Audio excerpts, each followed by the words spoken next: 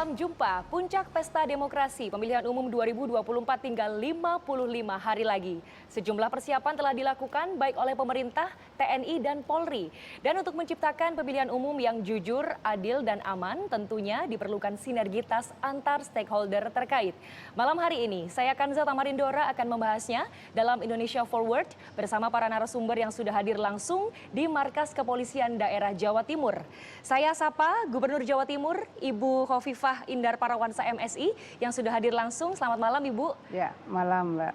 Berikutnya yang di ujung sana saya sapa Pangdam 5 Brawijaya, Bapak Mayor Jenderal TNI Rafael Granada Bay. Selamat malam Pak Rafael. Selamat malam Mbak Dora. Dan yang ada di samping saya ini ada Kapolda Jawa Timur, Bapak Irjen Pol, Dr. Andes Imam Sugianto MSI. Pak Imam, selamat malam. Malam Mbak Dora. Bapak Ibu apa kabar, sehat semuanya?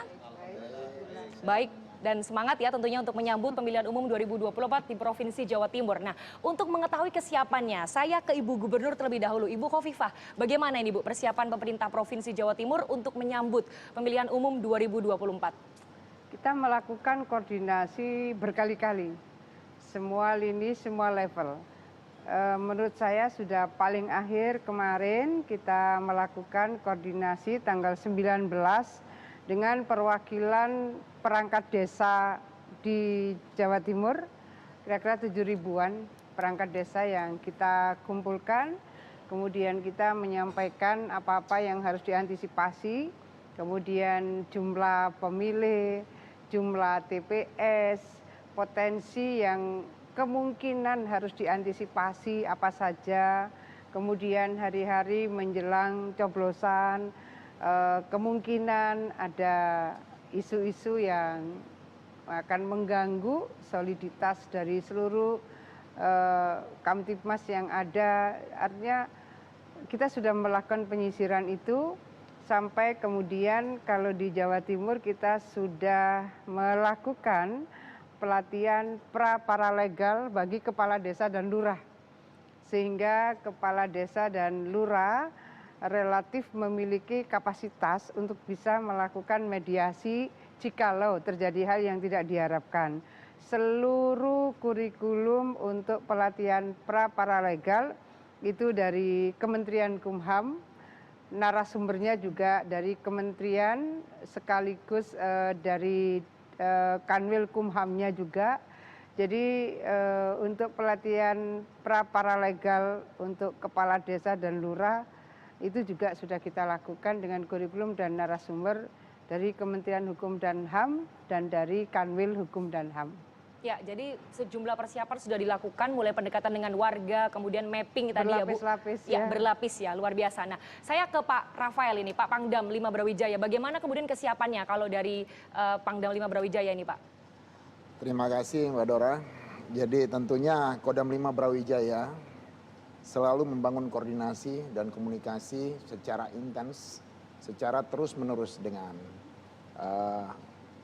Pak Kapolda, pihak kepolisian, dengan Ibu Gubernur, jajaran pemerintah daerah provinsi, yang dimana kita selalu mengikuti perkembangan. Kemudian melaksanakan kerjasama patroli secara terus-menerus.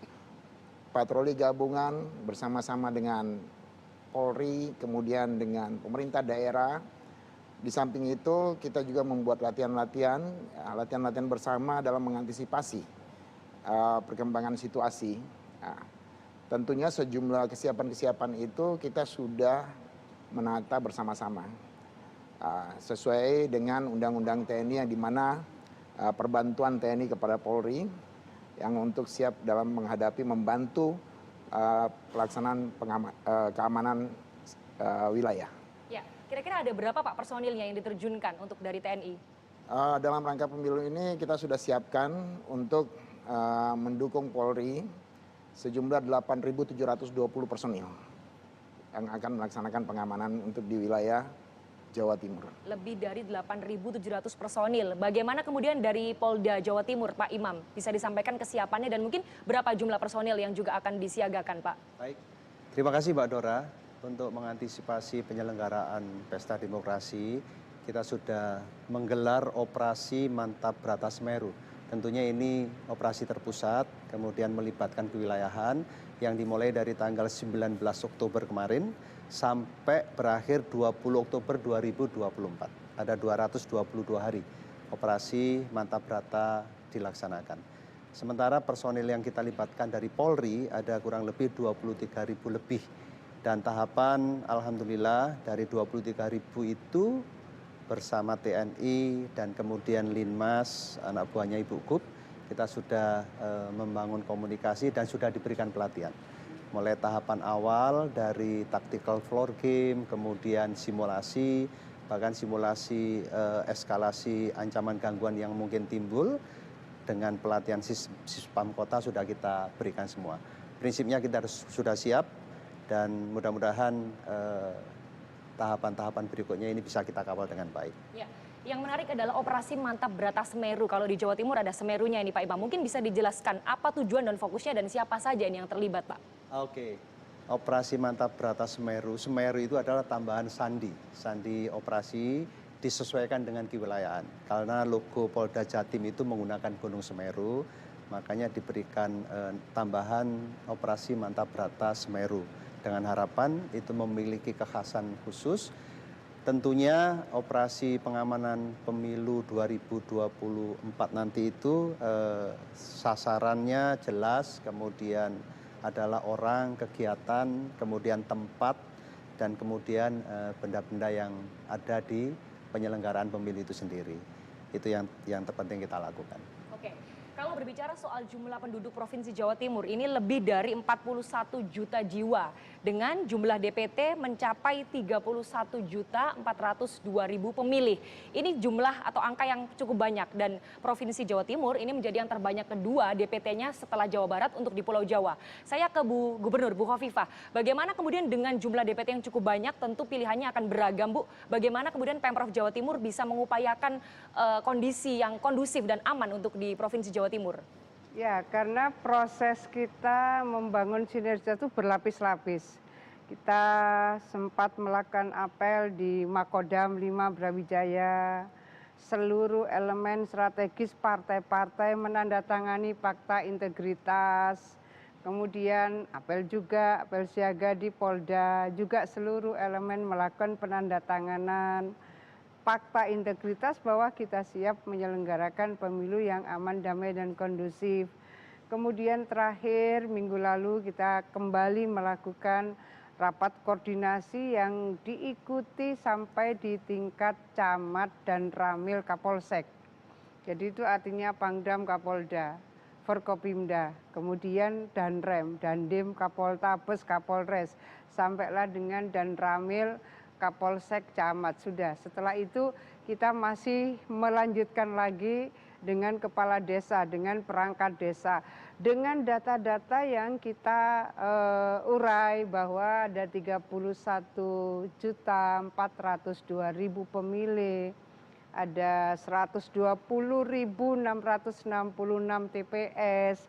Ini sebaran desanya nanti, kalau ini perangkat desa, di desa Bapak itu sekian. Kan kita membuka salah satu contoh betapa ada desa yang sangat padat, ada kelurahan yang sangat padat. Jadi pasti mereka harus melakukan langkah-langkah antisipasi secara lebih detail. Dan itu artinya Babinsa, Babin Kamtipmas dengan kepala desa dan lurah itu harus nyambung. Jadi beberapa hal yang menjadi antisipasi dan harus dilakukan mitigasi, kemungkinan konfliknya ini petanya sudah digeberlah. Pak Kapolda ya presentasi begitu, Pangdam ya presentasi begitu, kami presentasi. Kalaupun ada sudut-sudut yang mungkin kita menambahkan, ini juga harus diantisipasi loh misalnya. Tapi forumnya sama, jadi kira-kira peta itu sudah makin detail, makin komprehensif, difahami tidak hanya tim dari Forum Koordinasi Pimpinan Kecamatan, tapi sampai dengan perangkat desa, bukan kepala desa loh perangkatnya. Sampai level masyarakat yang terendah Bu ya di artinya ini perangkat itu berarti mereka yang lebih mobile ya. Mungkin kepala desa ini policy maker di tingkat desa, tapi kalau perangkat desa kan urusan-urusan teknis, DPT misalnya, mereka kan lebih detail. Ya, oke. Nah, tadi Bu Kofifa menyatakan ada mungkin daerah yang ditandai sebagai daerah rawan konflik ya. Tentu ini harus ada upaya pencegahan untuk daerah yang ditandai tadi. Mungkin Pak Pangdam 5 Brawijaya, Pak Rafael bisa dijelaskan bagaimana kemudian kesiapannya, pengamanannya ini Pak untuk daerah yang sudah ditandai rawan konflik itu tadi. Baik, Mbak Dora. Jadi memang dari koordinasi yang selalu berjalan secara terus-menerus antara soliditas antara TNI, Polri dengan pemerintah daerah, muncullah pemetaan situasi kerawanan. Maka langkah-langkah kita, kami bersama Polri dengan aparatur negara pemerintah daerah, kita mulai melakukan latihan bersama mulai dari tingkat TFG. TFG itu adalah kita latihan di atas peta. Kemungkinan pergeseran, kemudian dari TFG ini kita lanjut ke latihan drill teknis. Drill teknis itu kita coba latihan di lapangan yang menyerupai. Kemudian tahap berikutnya kita latihan bersama-sama pada drill taktis. Drill taktis itu sudah kita mensimulasikan pergerakan masyarakat ya. Sampai pada tingkat terakhir kita melanjutkan kepada sosialisasi. Yang paling penting adalah langkah-langkah pada sosialisasi. Bagaimana membangun masyarakat untuk dapat bersama-sama dengan aparat keamanan, dengan TNI, Polri, pemerintah daerah untuk sadar akan keamanan wilayahnya masing-masing. Sehingga mereka akan sadar ini daerahnya mereka harus sama-sama menjaga supaya tidak akan menimbulkan permasalahan di wilayahnya. Oke, jadi masyarakat juga harus memiliki rasa memiliki ya, jadi tidak membuat konflik begitu. Nah, kalau tadi dari Pangdam 5 Brawijaya sudah menyatakan menyiapkan latihan gabungan, melakukan simulasi dan sosialisasi juga. Lalu bagaimana nih dengan Kapolda Jawa Timur, Pak Imam, bisa disampaikan Pak untuk pengamanannya nanti akan seperti apa? Ya, Mbak Dora, pemetaan kerawanan yang tadi seperti disampaikan Pangdam, kita sudah petakan sampai di bulan Agustus terakhir ya Mbak Dora, Polri sudah melaunching IPKP, Indeks Potensi Kerawanan Pemilu. Nah, di 39 provinsi kita yang di Jawa Timur ini ada 5 yang kita kategorikan rawan, sangat rawan, bahkan sangat rawan. Itu di Pulau Madura semua, dari mulai Bangkalan sampai Sumeneb, kemudian 1 di Pasuruan Kota. Kenapa ini dikategorikan sangat rawan? Karena ada sejarah penyelenggaraan pemilu di 2019, itu beberapa kejadian di 5 wilayah ini ada kejadian yang cukup menonjol. Salah satunya misalnya polsek dibakar dulu karena kemudian kotak suara hilang, kemudian netralitas penyelenggara pemilu itu terpetakan ada di 5 kabupaten tersebut. Kemudian 25 masuk kategori rawan dan 9 masuk kategori kurang rawan. Dari 3 bagian ini kita memiliki pola tindak pengamanan yang cukup berbeda. Artinya seperti di daerah yang sangat rawan, tentunya kita betul-betul petakan setiap minggu perkembangan kerawanan itu, kemudian kita melakukan perawatan melalui, kalau dari Mabes Polri itu sekarang ada Satgas Nusantara Cooling System. Kita di situ mengadakan bakti sosial, baik itu di bidang kesehatan, pengobatan gratis, kemudian melakukan pendekatan ke tokoh, baik agama, pemuda, masyarakat, itu semua kita lakukan menjelang sampai dan menuju ke Februari nanti. Mudah-mudahan dengan pola-pola itu, kerawanan-kerawanan itu bisa kita, tensinya kita turunkan, dan 14 Februari dan pascanya, kan yang memilih kerawanan itu setelahnya Mbak ya, penghitungan itu terutama. Itu betul-betul bisa kita mitigasi, kita hilangkan. Begitu Mbak. Oke, jadi daerah rawan sudah dipetakan dengan upaya pencegahan sudah disiapkan juga ini oleh Kepolisian Daerah Jawa Timur. Nah, berikutnya tantangannya ada lagi nih Bapak dan Ibu. Kita di tahun-tahun ini, akhir-akhir ini sedang dihebohkan juga dengan informasi yang ada di media sosial. Seperti kita tahu bahwa perkembangan teknologi adalah keniscayaan dan tentu media sosial menjadi tempat juga untuk menyebarkan informasi. Sayangnya informasi ini tidak semuanya benar dan bisa dipertanggungjawabkan. Nah, bagaimana kemudian upaya yang bisa dilakukan baik dari pemerintah, TNI, Polri untuk mengurangi penyebaran informasi bohong atau hoax, bahkan provokasi yang bisa memecah ini. Mungkin Ibu Gubernur bisa disampaikan? Iya, salah satu materi yang selalu kita sampaikan dalam berbagai sosialisasi adalah bagaimana kita mencermati, mencerdasi pada informasi-informasi yang membanjiri di berbagai sosial media yang diakses oleh masyarakat. Jadi kalau dilihat dari slide saya misalnya yang saya paparkan, nanti Pak Kapolda, Pak Pangdam juga dari Panwas, dari KPU sama. Mereka sama-sama di dalam forum itu menyampaikan pesan yang harus diantisipasi, diwaspadai, dimitigasi oleh masyarakat adalah hoax. Dari beragam-ragam itu bagaimana kemudian kita mencerdasi dari berbagai informasi yang membanjiri sosial media yang bisa diakses anytime, anywhere. Jadi bagaimana mereka membaca, memfilter, melakukan verifikasi, tidak mudah percaya dan seterusnya. Artinya proses literasi digital itu bagian yang salah satu yang wajib di materi pokok yang kita sampaikan. Mbak Dora, kita ini melakukan sosialisasi sudah multi level deh, multi level. Dan kita menandatangani itu berkali-kali, sampai yang terakhir minggu lalu kembali kita menandatangani komitmen untuk pemilu yang aman, damai, kondusif.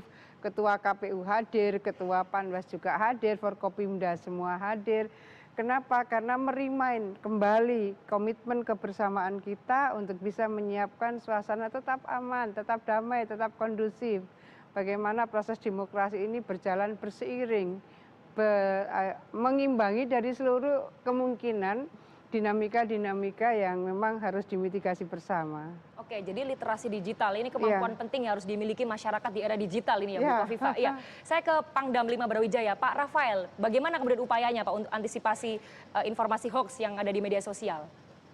Baik, jadi seperti tadi yang disampaikan oleh Ibu Gubernur, bahwa sosialisasi memang sangat penting. Tetapi sosialisasi itu tidak hanya berhenti sampai di tingkat tengah. Sehingga langkah-langkah yang kita laksanakan secara serempak adalah dengan berjalannya monitoring dunia maya, monitoring medsos bersama-sama dengan Polri, dengan pemerintah daerah, itu dengan cepat berita hoax itu kita langsung turunkan kepada tingkat Korem, Kodim, Koramil sampai Babinsa, artinya sampai yang paling di ujung tombak. Begitu juga beliau dari Polri serempak langsung menjelaskan berita-berita hoax itu tidak benar, sehingga dengan situasi ini kecepatan sangat penting, sehingga itu tidak mudah dengan cepat berkembang. Nah, ini yang kita lakukan serempak dan secara terus menerus. Salah satu langkah lagi itu kita imbangi dengan melaksanakan patroli bersama. Patroli bersama ini dilakukan Kodam bersama Polda bersama Pemprov secara terus menerus sampai pada level ujung tombak. Oke, jadi ini era serba cepat ya. Kalau tadi saya kutip Pak Rafael menyatakan, jadi pengawasan dan pencegahannya juga harus lebih cepat. Jangan kalah cepat dengan informasi hoax yang beredar. Oke, saya masih ingin mengetahui nanti bagaimana jawaban dari Kapolda Jawa Timur, karena ada unit siber ya Pak Imam di Polda Jawa Timur. Tapi kita jeda sejenak, tetaplah bersama kami.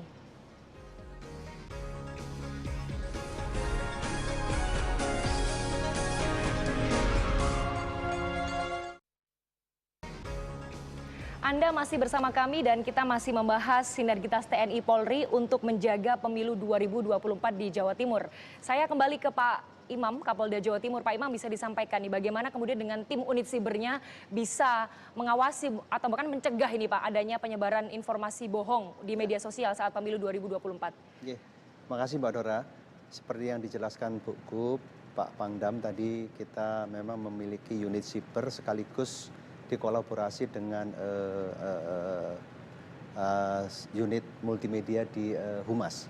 Mereka pekerjaannya salah satunya adalah patroli siber, patroli di dunia maya, kemudian selalu memonitor di sosial media manakala ada berita-berita hoax, kemudian berita-berita mencoba memframing institusi atau memframing salah satu pasangan yang kira-kira itu akan memunculkan dampak persepsi publik yang negatif, maka kita segera bekerja, kumpulkan semua fakta-fakta yang ada di lapangan, kemudian secepat mungkin, sesegera mungkin melakukan klarifikasi.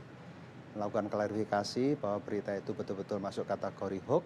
Setelah itu langsung seperti biasanya itu Mbak Dora, dikasih label cap merah itu hoax, nah, kemudian langsung disebar ke media, ke publik, mudah-mudahan dengan pola-pola yang tadi seperti Pangdam sampaikan cepat, itu berita itu segera diketahui publik dan tidak melebar kemana-mana.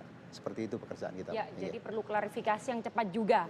Nah, ini kemudian ada hal penting juga dalam pelaksanaan pemilu agar bisa berjalan dengan lancar adalah netralitas ini dari TNI dan Polri. Nah, kami ingin mengetahui bagaimana kemudian komitmen netralitas TNI Polri untuk pemilu 2024. Pak Rafael, Pangdam 5 Brawijaya bisa disampaikan Pak komitmennya. Baik, terima kasih Mbak Dora. Jadi tentunya Kodam 5 Brawijaya sesuai dengan perintah Panglima TNI, Kepala Staf Angkatan Darat, bahwa sesuai dengan undang-undang bahwa TNI berkomitmen untuk menjaga netralitas.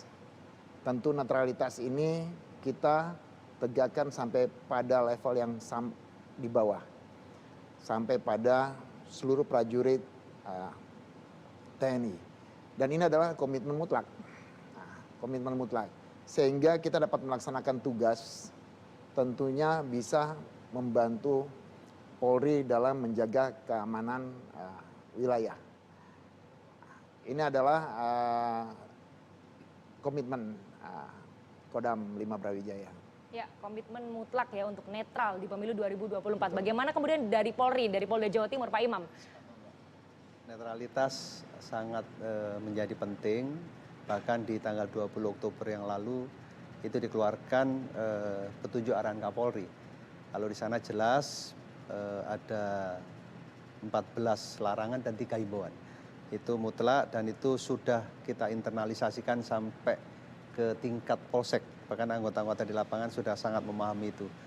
Diberikan briefing setiap pelaksanaan tugas supaya betul-betul 14 larangan dan 3 himbauan itu tidak dilanggar. Alhamdulillah sampai sejauh ini cukup efektif dan mudah-mudahan dalam pelaksanaan ke depan nanti tidak ada anggota-anggota yang tidak netral dalam pelaksanaan pengamanan itu. Ya, sudah ada sosialisasi atau internalisasi sejumlah aturan yang dilarang begitu ya terkait netralitas dari Polri. Tapi upaya lainnya apa Pak? Mungkin ada pengawasan mungkin sampai ke level anggota atau seperti apa?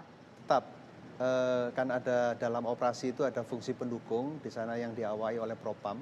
Bekerja sama dengan Itwasda itu yang selalu melakukan pengawasan terhadap pelaksanaan tugas di lapangan. Mudah-mudahan dengan lapis kegiatan itu netralitas itu betul-betul bisa kita tegakkan.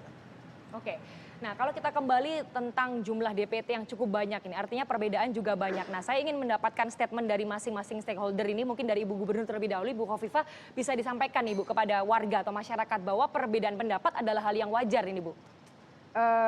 Saya ingin merespon netralitas di Pemprov Jawa Timur. Saya sudah menandatangani surat edaran netralitas ASN. Kemudian saya juga sudah menandatangani keputusan gubernur terkait dengan netralitas ASN dan sanksinya. Lalu tim yang akan melakukan monitoring dan tim yang akan melakukan mekanisme itu sudah ada 1 orang dipanggil. Jadi ada keputusan gubernur untuk bisa menjadi referensi bersama. Nah, sekarang terkait dengan besarnya masyarakat Jawa Timur yang punya hak pilih. Saya ingin mengajak semua untuk memaksimalkan hak pilih, gunakan hak pilih untuk memilih pemimpin terbaik bagi bangsa Indonesia ke depan. Jadi bukan banyak tidaknya, karena infrastruktur di Pemprov Jawa Timur juga cukup kuat infrastrukturnya, SDM-nya juga cukup bagus, sinergitasnya luar biasa.